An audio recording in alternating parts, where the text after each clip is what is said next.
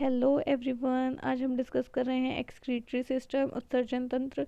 तो उत्सर्जन की प्रक्रिया क्या है? जो मानव या कोई भी जीव जंतु अपने शरीर से जो अवांछित पदार्थ है उनको शरीर से बाहर निकालता है, उस प्रक्रिया को हम क्या कहते हैं? उत्सर्जन कहते हैं। हमारे शरीर में इसके लिए पूरा तंत्र निर्धारित किया हुआ है।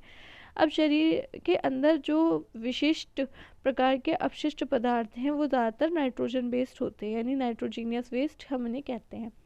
और यही प्रक्रिया उत्सर्जन कहलाती है। नाइट्रोजीनियस वेस्ट कौन कौन से हो सकते हैं? यूरिया है, अमोनिया है, यूरिक एसिड है। एक्सक्रीशन का जो फंक्शन करता है वही एक्सक्रीटरी सिस्टम में। अब एक्सक्रीशन जो है दो प्रकार का होता है। एक तो एक्सक्रीशन स्वतः होता है, एक ऑस्मो रेगुलेशन की विधि द्वारा होता है। ठीक है। तो ग्लूकोज के ऑक्सीकरण से उपापचयी अपशिष्ट का निर्माण होता है। हम लोग भोजन के तौर पर ईंधन अपने भोजन के लिए ग्लूकोज का, कार्बोहाइड्रेट का सेवन करते हैं, जो कि किस में चेंज हो जाता है? जो कि ग्लूकोज में चेंज हो जाता है डाइजेशन के पश्चात। अब जब हमारे शरीर में सेलुलर रेस्पिरेशन होता है तो उस दौरान एटीपी का निर्माण होता है। अगर ऑक्सीजन की प्रेजेंस में होगा तो 38 एटीपी बनेंगी, और एब्सेंस ऑफ ऑक्सीजन में होगा तो 2 एटीपी बनेंगे और लैक्टिक एसिड बनेगा। ये लैक्टिक एसिड भी एक प्रकार का मेटाबॉलिक वेस्ट है, क्योंकि हमारा शरीर इसको यूज़ ही नहीं कर पाता। ठीक है, लेकिन इसका तो हम इसका लैक्टिक एसिड का तो हम तब भी एक बार को यूज़ कर लेते हैं, क्योंकि ब्लड की सहायता से इसे पहुंचा दिया जाता है अन्य शरीर के भागों में, जहाँ इसे पुनः ग्लूकोज में चेंज कर दिया जाता है ना। क्योंकि लैक्टिक एसिड का फॉर्मूला क्या है? C3H6O3। तो जब हम C3H6O3 के 2 अणु मिला देंगे तो C6H12O6 मिल जाएगा। लेकिन जब हमारे शरीर में प्रोटीन का विखंडन होता है, जब प्रोटीन टूटता है, तब नाइट्रोजीनियस वेस्ट बनता है। तो formation of ammonia by breaking down of excess of amino acid. अभी अमीनो एसिड कहाँ से आ गए? अरे भाई, जो प्रोटीन है वो अमीनो एसिड से ही तो मिलकर के बने। तो प्रोटीन का जब टूटेगा तो अमीनो एसिड बनेगा, और जब अमीनो एसिड टूटेगा तो फिर हमारे शरीर में अमोनिया का निर्माण होगा। देखिए कैसे प्रोटीन का विखंडन हुआ। विखंडन होने के बाद क्या बना है? NH2CrCOOH। ठीक है। अब जब ये टूटेगी, इसका डाईअमाइनेशन होगा। डाईअमाइनेशन के दौरान इसमें बनेगा अल्फा कीटो एसिड। ये हमें एनर्जी देगा। और साथ में जब ये जो अमोनिया होती है, अभी बहुत ही खतरनाक पदार्थ है हमारे शरीर में, विषैला पदार्थ है, जिसको हमारा शरीर अपने पास ना तो रोक सकता है और ना ही इसको हम शरीर से डायरेक्ट बाहर निकाला जाएगा। तब फिर इस अमोनिया को भेजा जाएगा किधर? लीवर में। अब लीवर में भेजकर वहाँ पर एक पूरा चक्र चलेगा, जिसे ऑर्निथिन चक्र या ऑर्निथिन साइकिल कहते हैं, और वहाँ यूरिया के रूप में बदल दिया जाएगा। तो हमने समझा कि प्रोटीन को सबसे पहले तोड़ा गया। प्रोटीन तोड़ने के बाद उसमें डाईअमाइनेशन किया गया, जिससे अमोनिया मुक्त, अमोनिया को लीवर में पहुंचा दिया, ऑर्निथिन चक्र चला और यूरिया मुक्त हो गई। ठीक है। और इसके साथ ही हमें अल्फा कीटो एसिड प्राप्त होता है, जो हमें एनर्जी देने का काम करता है। आगे बढ़ते हैं कि नाइट्रोजीनियस वेस्ट क्या क्या होते हैं। तो सबसे पहला जो नाइट्रोजीनियस वेस्ट है वो है अमोनिया। अभी हम इसके बारे में डिस्कस कर रहे थे। ये बहुत ज़्यादा विषैला होता है। सबसे पहले बनने वाला वेस्ट भी यही होता है। बहुत जल्दी पानी के अंदर घुल जाता है और ये सभी जीवों में उत्पन्न होता है। ठीक है। हमारे शरीर में अगर हमारे जो जलीय जीव हैं उनके शरीर में गिल्स बॉडी सरफेस से अमोनियम आयन के रूप में इसे उत्सर्जित किया जाता है। या तो बॉडी सरफेस से उत्सर्जित कर सकते हैं या गिल से उत्सर्जित किया जा सकता है। ये नॉन स्टोरेबल है, इसको आप शरीर में रोक नहीं सकते, अत्यंत विषैला है। क्योंकि इसके उत्सर्जन के लिए पानी अधिक चाहिए, अर्थात किडनी आवश्यक नहीं होती। ठीक है। तो कुछ जानवर ऐसे होते हैं जिनमें इसका उत्सर्जन किया जाता है, क्योंकि पानी आवश्यक नहीं है बहुत ज़्यादा इसके लिए, तो किडनी उनके शरीर में नहीं होती है। जो ऐसे जंतु जो जो अमोनिया का उत्सर्जन करते हैं उन्हें अमोनोटेलिक कहते हैं। जैसे कि एक्वेटिक एनिमल्स हैं, इसमें मोस्टली कौन कौन आते हैं? इसमें बोनी फिशेज आती हैं, है ना। और एक्वेटिक एम्फीबियंस आते हैं, जब यानी कि मेढक का जो लार्वा टेडपोल है वो आता है। चलिए वो बेचर इसके अंतर्गत रखे गए हैं। फाइलम कौन कौन से? प्रोटोजोआ, पोरिफेरा, सिलेंड्रेटा और ऑर्थोपोड्स। ठीक है। ऑर्थोपोडा आप कह सकते हैं। ये सभी जंतु इस फाइलम के, ज़्यादातर अपवादों को छोड़ के, अमोनोटेलिज्म की प्रक्रिया को दर्शाते हैं, यानी अमोनिया बनाते हैं। फिर आ जाता है यूरिया। अमोनिया से कुछ विषैला कम होता है यूरिया। यूरिया का निर्माण कहाँ होता है? अभी हमने समझा था कि अमोनिया को ही बदल दिया जाता है यूरिया में, और इसका निर्माण यकृत में होगा ऑर्निथिन चक्र के द्वारा। ठीक है। इसको आप क्रेब हेंसलेट साइकिल या ऑर्निथिन चक्र भी कह सकते हैं। ये कम सॉल्युबल होता है as compare to ammonia. Small amount storable है इसकी, कुछ मात्रा आप इसकी अपने शरीर में कुछ समय के लिए रोक सकते हो, लेकिन अमोनिया को तो बिल्कुल भी नहीं रोक सकते क्योंकि वो बहुत ज़्यादा जहरीला विषैला पदार्थ था, है ना। तो ब्लड में जब हम इसकी कितनी मात्रा को स्टोर कर सकते हैं, तो लगभग 25 से 30 mg प्रति डेसीलीटर इसका हम रोक सकते हैं। फिर उसके बाद इसमें परासरणीय नियमन होता है मैट्रिक्स ऑफ किडनी में, स्वतंत्र रूप से उत्सर्जित होती है, फ्री रिमूवेबल होती है। यूरिया में उत्सर्जन में पानी का कम मात्रा में उपयोग होता है। अमोनिया से हम डिटॉक्सिफिकेशन के ज़रिए यूरिया बनाते हैं। डिटॉक्सिफिकेशन का मतलब क्या है कि इसमें जहर को कम किया गया है। अमोनिया अधिक विषैला है, यूरिया कम विषैला है। चक्र कौन सा चलता है, ऑर्निथिन या क्रेब हेंसलेट साइकिल। स्थलीय जंतु में जल संग्रहण के लिए अमोनिया को यूरिया में बदलते हैं, जैसे मनुष्य में ही तो ऐसा होता है, अमोनिया को हम लोग यूरिया में बदल देते हैं। बाहर निकालने की प्रक्रिया यूरिया टैलिज्म कहलाती है। और यूरिया टैलिक जंतु जो है वो यूरिया उत्सर्जन करते हैं। अब ये किस किस में देखने को मिलेगा, जो कार्टिलेजिनियस फिश हैं यानी उपास्थल मछलियाँ जो हैं उसमें यूरिया देखने को मिलती है उनके उत्सर्जी पदार्थ में। टेरेस्ट्रियल एम्फीबियंस में देखने को मिलती है, जो स्थलीय जंतु हैं उभयचर, उनमें देखने को मिलती है, जबकि जलीय उभयचर में अमोनिया ही थी। और यूथेरियन मैमल्स स्तनधारी में भी यही है, और फाइलम एनालिडा में भी यूरिया ही है ना। अब मनुष्य भी इसी में आ जाएगा क्योंकि यूथेरियन मैमल अगर इसमें आए हैं तो। नेक्स्ट है यूरिक एसिड, ये किस में होता है, पक्षी और सरीसृप में। सरीसृप यानी रेप्टाइल जो रेंग के चलते हैं या रेंग के लोकोमोशन करते हैं। नेक्स्ट है कि इसका यूरिक एसिड जो होता है प्रोटीन का अंतिम उत्पाद होता है। पहला उत्पाद क्या था, अमोनिया थी, है ना। लास्ट उत्पाद क्या है, प्रोटीन। अमोनिया एवं यूरिया की तुलना में कम विषाक्त होता है, यूरिक एसिड सबसे कम विषाक्त होता है। उत्सर्जन में पानी की आवश्यकता अधिक होती है, बिल्कुल भी आवश्यक किसके लिए नहीं होता, अमोनिया के लिए। नॉर्मल पानी किसके लिए चाहिए, यूरिया के लिए, है ना। तो अब इसके लिए हमें उत्सर्जन में कम पानी की आवश्यकता होती है। मैमल्स में भी, अच्छा क्या आप लोगों ने सुना है कि कुछ जो एडल्ट्स होते हैं उनको एड़ी में दर्द की और कुछ पेन की प्रॉब्लम उनके शरीर में रहती है, तो डॉक्टर देख करके बताते हैं कि उनके शरीर में यूरिक एसिड की अधिकता है। तो यानी कि यूरिक एसिड हम मनुष्य में भी बनता है जी, लेकिन कम मात्रा में बनता है, ठीक है, याद रखिएगा। मैमल्स में भी यूरिक एसिड होता है लेकिन कम मात्रा में होता है।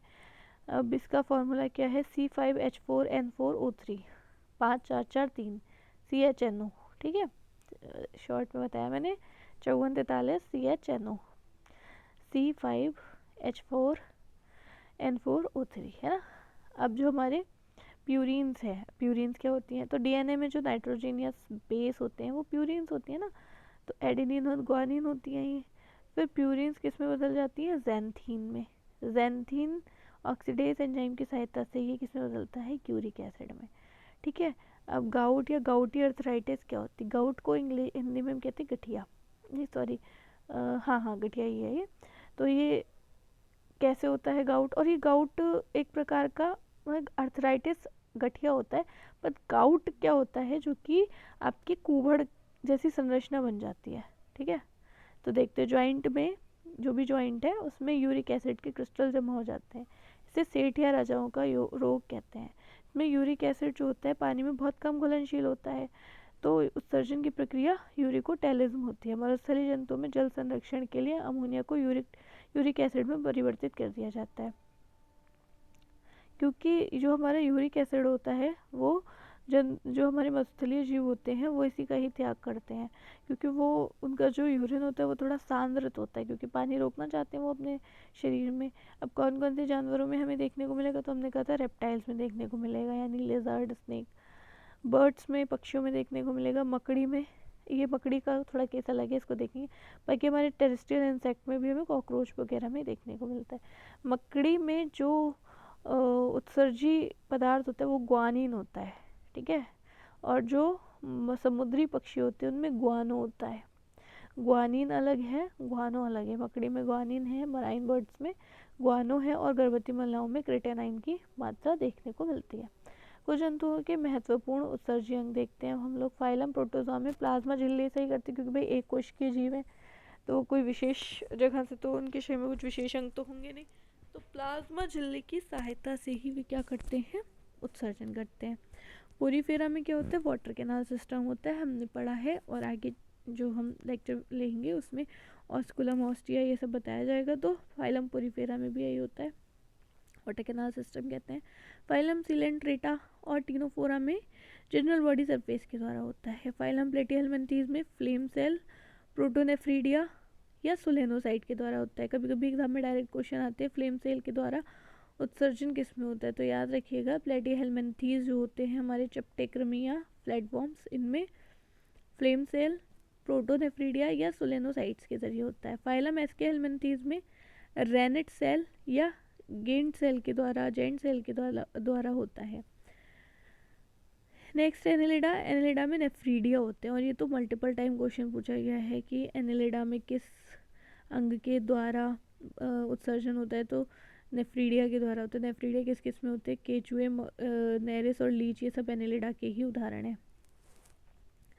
नेक्स्ट है ऑर्थोपोडा। ऑर्थोपोडा में अलग अलग जानवरों में अलग अलग तरीके से होता है, क्योंकि सबसे बड़ा फाइलम ऑर्थोपोडा है, इसमें सबसे ज़्यादा टाइप की स्पीशीज़ देखने को मिलती है हमको।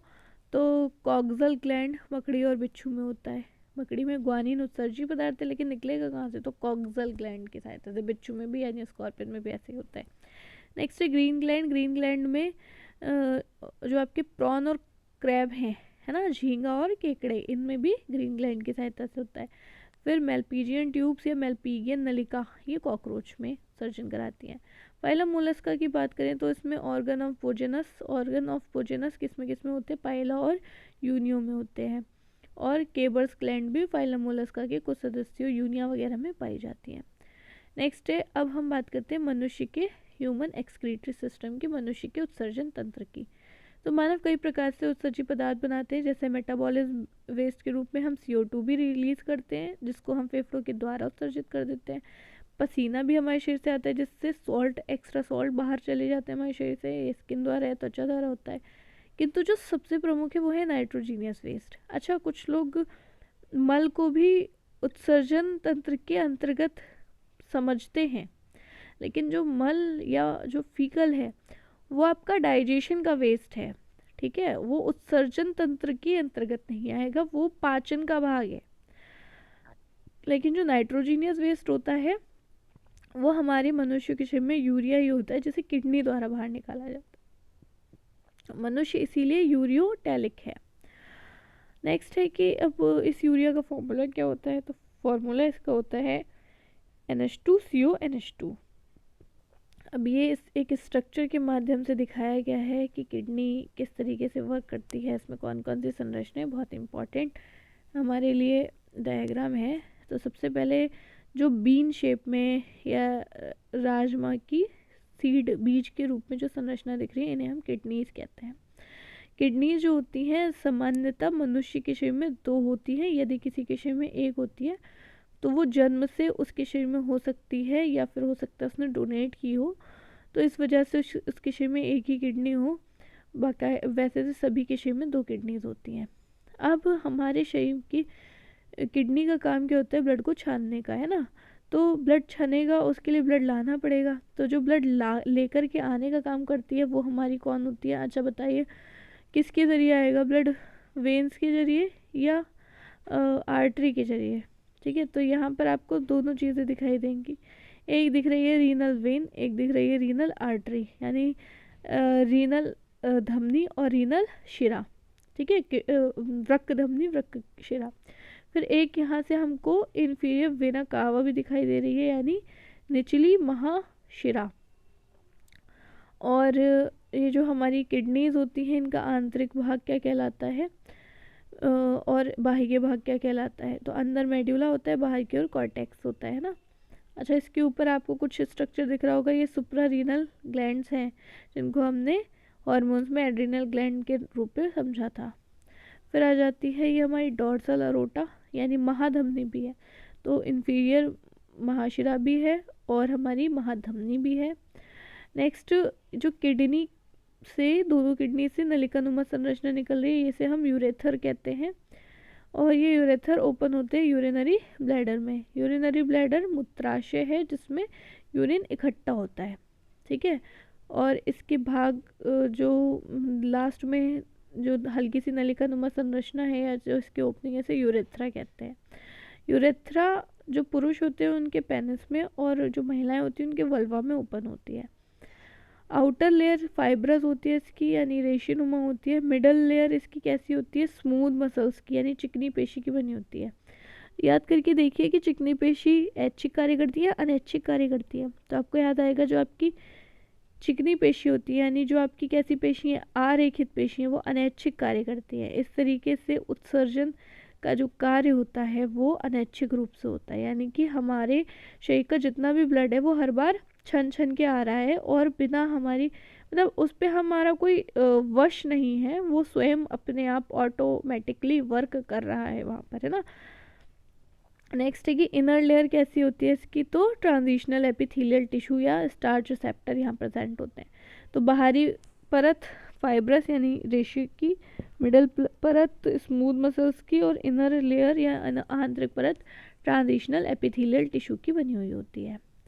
अब अगली क्लास में हम लोग किडनी को समझेंगे। अभी के लिए हम इतना ही रखते हैं। Thank you everyone.